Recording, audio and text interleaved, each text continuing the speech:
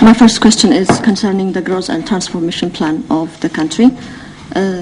How do you describe the preparation activities underway so far in connection with the GTP both in rural and urban parts of the country? And how do you rate the efforts expended so far towards meeting the challenges that were identified to face the process of implementing the GTP? For instance, financial or execution capacity shortage. And the other question is regarding commodity price hike. Recently, the government has taken measures to stabilize the market, but currently the consumers are complaining because the commodity prices are rising again. So, for instance, it's difficult to find commodities like sugar or edible oil on the market. So, the Ministry of Trade said that is taking measures, but to what extent is the government capable of handling the situation? Another question is regarding land grabbing in Addis Ababa. A few months ago, there were measures taken in this regard. So would you tell us about the developments since then?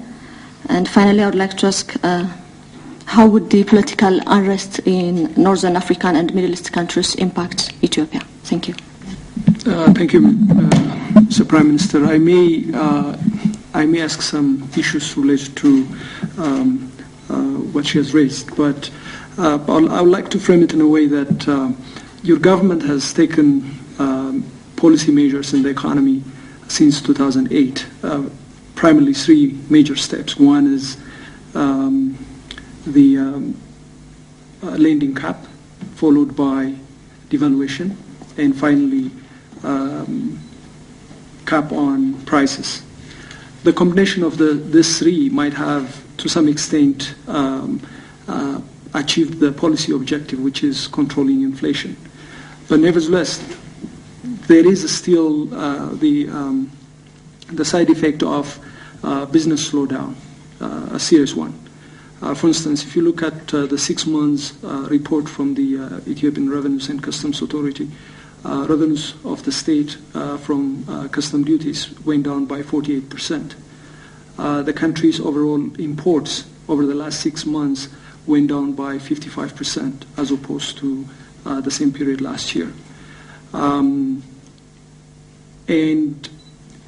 the slow business activity in the country is largely attributed to the issue of lending cap, which you have agreed to lift earlier this fiscal year, and particularly since January. And although there is an agreement with the IMF, that has not happened.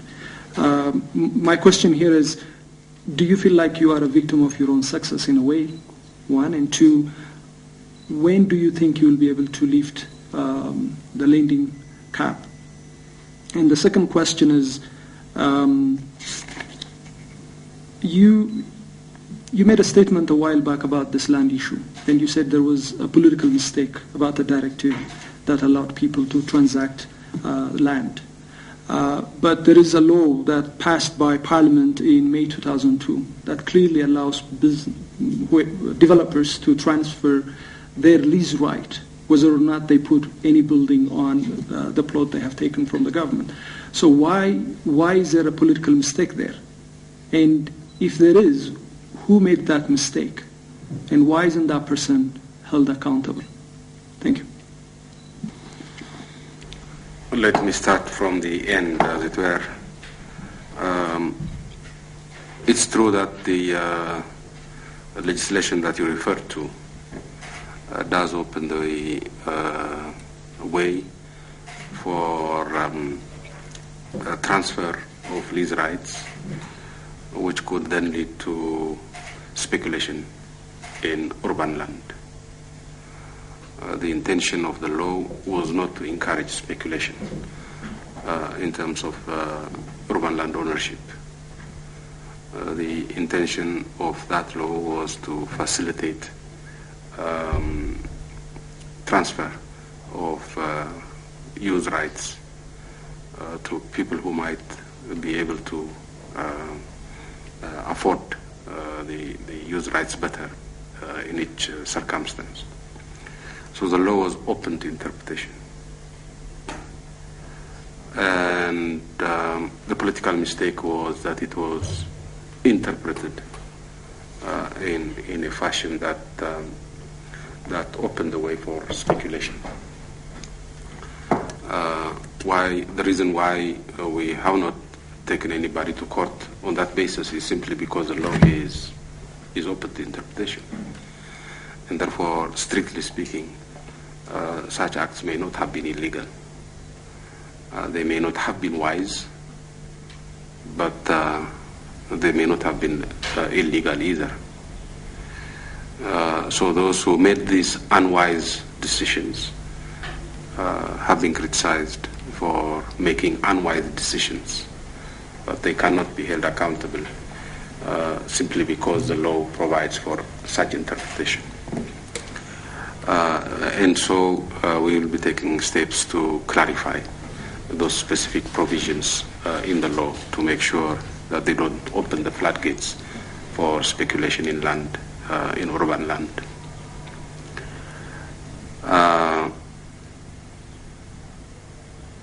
While I'm at it, this abuse of the land lease policy in Addis,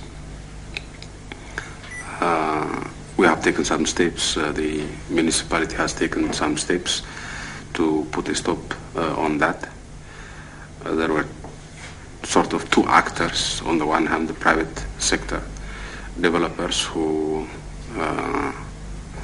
were effectively engaged in grabbing land that does not belong to them in any legal sense,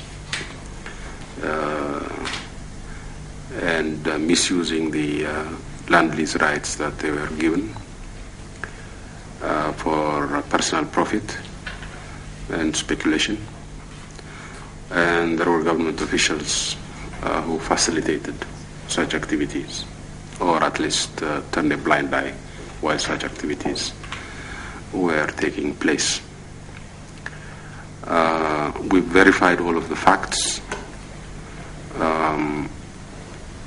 and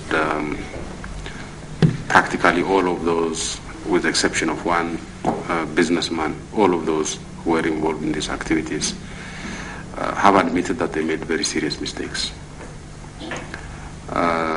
They have offered to correct all those mistakes that they made, and they have have asked the government to impose administrative penalties rather than taking them to court. We have come to a similar conclusion. It doesn't serve the interest of our development efforts to lock up so many businessmen, even if they have crossed the line, especially because they have admitted that they made mistakes, have offered to mend their ways, and have agreed to pay very hefty penalties for doing so. So one or two individuals may be taken to court, but the rest of them, their case will be managed through dialogue and administrative penalties. Those who were engaged in facilitating these activities from the government side, however, all of them will be taken to court. So that's how we are trying to resolve this problem. With regards to business slowdown, the data I have is quite different. The import over the past 6 months has increased, I think, by some 30-something%, but exports have increased by about 50 or so%. So what has happened is imports have slowed down compared to exports, and the growth of imports has slowed down. The rate of growth has slowed down compared to last year's growth rate, but it has not decreased. Import has not decreased. Indeed, it has increased by about 30% or so. That's the latest figure I have. And that's exactly what we wanted to do through the combination of instruments that we put in place, including the devaluation. There was, as I'm sure you know, a huge trade gap, a yawning trade gap that needed to be narrowed to some extent. And we have not been successful in doing that in the previous years. The fact that this is now beginning to happen, the fact that exports are growing faster than imports, is precisely what the devaluation program was intended to achieve. And I think that's a positive thing. With regards to revenue collections from imports, again, the revenues from customs has increased about slightly above 30% compared to last year. But it's less than what we targeted to achieve. And so my guess is that it's probably less than the target set in around the figures that you mentioned, and maybe that could have been misunderstood. So on balance, we are comfortable with the trade figures. We have done better than planned in the export sector. That, among other things, is reflected in the higher foreign exchange reserves of the National Bank, significantly higher than planned.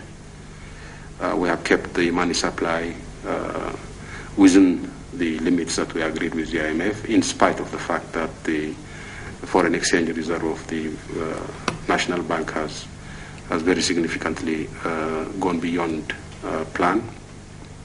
And so we are generally quite comfortable with the trade figures. Now, naturally, we would have liked the exports to grow even faster than that. In an environment where the exports would have grown faster than that, we would have liked imports to grow also faster than what is currently the case, but slower than exports. So when I say we are comfortable with the trade figures, I'm saying we are comfortable with the trend in the trade figures. But the more the merrier, as they say, especially in a country such as Ethiopia, which is extremely poor. The impact of the change in North Africa and Middle East on Ethiopia. The one country that is likely to affect us directly is Yemen. If the demonstrations in Yemen lead to some sort of breakdown in law and order in Yemen, this might give the Al-Qaeda, which is based there, a good opportunity to expand. In any case, it's become a key base of support for Al-Shabaab. We are aware that there are powerful centrifugal forces in Yemen, primarily in the south, but also parts of the north. And so the current demonstrations, if they are not managed well, could lead to an unwelcome political vacuum and possible state failure in Yemen. That would be a major security risk for all of us in the Horn of Africa. Our hope and expectation is that the Yemeni authorities and Yemeni people are keenly aware of this, and that they will manage their differences in a manner that does not create state failure. Other than that, it's the main impact of the situation in North Africa and the Middle East has been through oil prices. As you know, oil prices have gone up very significantly since the demonstrations started, and that has had a deleterious effect on our economy. So far, we have been able to manage it, but it's a very unwelcome development in that sense. Other than that, none of the political changes have settled down, as it were. Some are more disturbed than others. Libya, for example, seems to be very seriously disturbed as compared to, say, Egypt. And that's very unfortunate. It can have long-term negative consequences for the region and the continent as a whole. With regards to the commodity prices, as part of our medium and long-term plan to combat inflation at its root, we passed two pieces of legislation last year. One of the causes of inflation in Ethiopia is lack of transparency and efficiency in the trade and distribution sector, lack of competition, particularly at the wholesale level. We have two pieces of legislation that are intended to precisely correct those shortcomings, to ensure transparency in the whole system of registration and permits, and to promote competition, particularly in the wholesale and distribution sector. That is the main thrust of our effort in combating inflation in Ethiopia at this stage, because that's the main problem now. Other than the imported inflation, that's the main source of inflation in Ethiopia now. In the meantime, we had hoped that through engaging the private sector, we could reduce the excessive rent that was being collected in the trade sector to the detriment of the consumers and the rest of the economy. But we had various contingency plans, the first one being agreeing on price ceilings with the private sector. That has not worked as well as we had hoped. We had our own suspicions as to whether it was going to work well, and so we had prepared contingencies in the event that it did not work as well as we had hoped. And we are now implementing the contingency plans. While we address the structural problems through the legislation, in the meantime, we plan to some extent flood the market to overcome artificial shortages that have been created through these inefficiencies in the market system. This includes artificial shortage in edible oil and sugar. We intend to import lots of edible oil and sugar and flood the market to make sure that it is stabilized. So we believe the gaps in the system will be filled in the short run, and the structural flaws in the system will be addressed through the implementation of the two pieces of legislation that I mentioned. In terms of our 5-year plan, we have always known that there are two key bottlenecks in implementing the plan. First one being finance, and the second one being the implementation capacity. In terms of finance, We've been doing quite a lot to see what we can do to identify the gaps in finance and find sources of that finance to fill the gap. We believe in terms of our budget, 5-year budget, our finances are pretty well covered. This is on the assumption that the loans and grants we get from abroad will be maintained at least at the current rate, at the current level. If that is the case, given the improvement in our tax collection capacity and the growth in the economy, we believe we are pretty much covered. But that only covers about half of the finance we need. The other half has to come, has to finance the private sector activities and public enterprises such as the EPCO and Railway Corporation and so on and so forth. These are all off budget, and we need at least as much money in this sector as we need for the budget sector. And that's where the major gap is. Over the past few months, we have looked at various alternatives of resourcing this finance. We believe we have made a lot of headway, but there are still some gaps. But I'm confident that we'll fill these gaps as we go along. So there is still some gap there that needs to be covered. In terms of implementation capacity, again, we've started well to build our implementation capacity,